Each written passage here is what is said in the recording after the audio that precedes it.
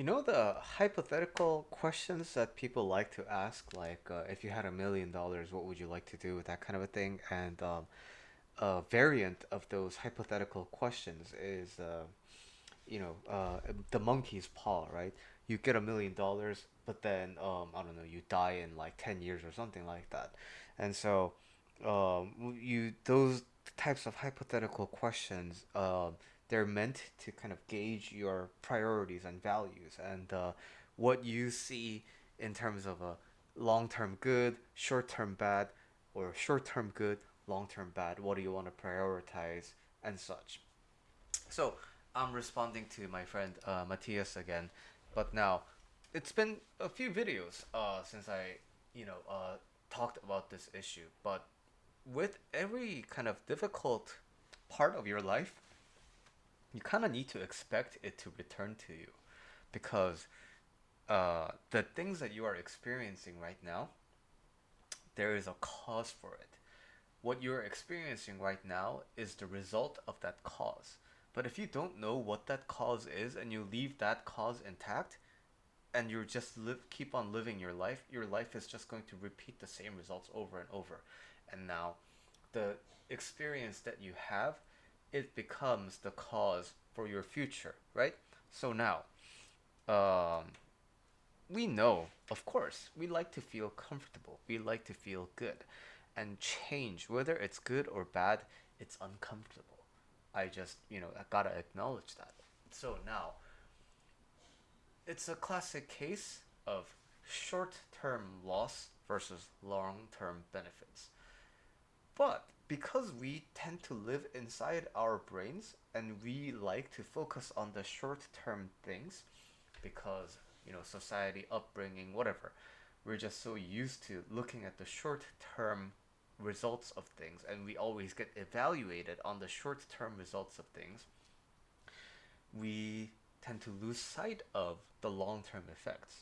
So if you are experiencing something like my friend Matthias is experiencing, well, like you're frustrated and tired because of university or career, and then you're always tired, and you want to do some self development, but then when it's time to do that, it's you're so tired already, and then you just like need to distract yourself so that you can feel good, and then you go to sleep late, and then you wake up again, and then you're so like tired from the last night because you didn't get a lot of sleep in, and then you just like it's the cycle repeats, right? And so when you want to do things like that, when you want to do things to improve your mental state, it does need energy input because you're not used to it. But if you're not willing to pay that cost up front, you're kind of never gonna escape this cycle. And now look into the future, right?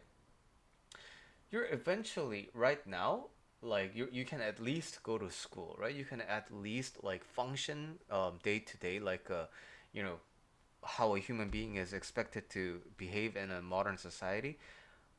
But it's like the longer this goes on, the longer you don't take care of yourself at the cost of comfort, the more you're gonna burn out really hard. And there will come a point, if this doesn't change, there will come a point where you just simply don't have the energy to do anything.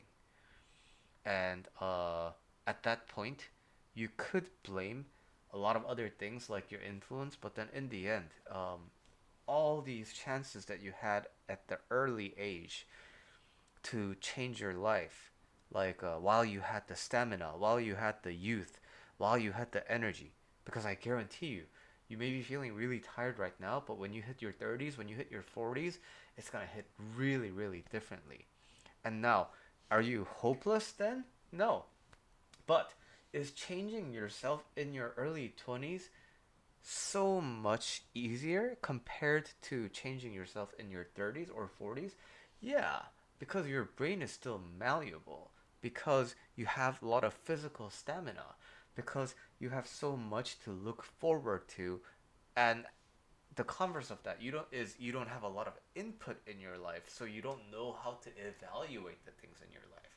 But if you rely on the fact that, oh, you know what, I'm young, so I don't know what's good for me, and you just don't do anything, then you kind of have you kind of lose out on everything, right? You spend your 20s not really exploring options, like taking risks and doing things whether it's good for you or not, and then you just kind of hit your 30s, mid 30s, hating everything. And how do I know this so well? It's because this is basically my life. I was exactly like this. And I was anxious, I was always tired, I never went to class, cycle of low energy, frustration.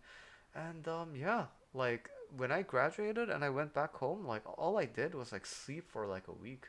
But you know what? I'm still tired because nothing really resolved the core issue that life itself was draining for me because I had no idea, and I was always tiptoeing around, am I living right or am I living wrong?